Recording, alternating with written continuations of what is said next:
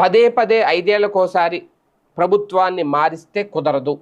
ఇదే ప్రభుత్వం కంటిన్యూ అయితేనే ఆంధ్రప్రదేశ్ అభివృద్ధి పదంలో ముందుకెళ్తుంది. ఇది ఆంధ్రప్రదేశ్ ముఖ్యమంత్రి చంద్రబాబు నాయుడు గారు చెప్పిన మాట.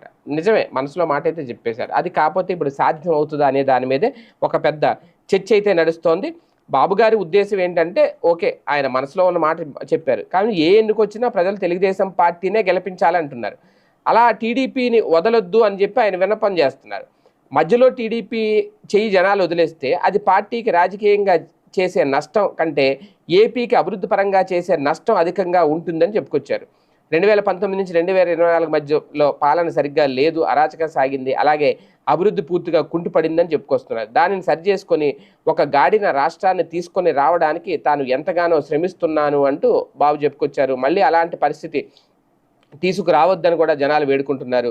అధికార మార్పిడి వల్ల అభివృద్ధి అన్నది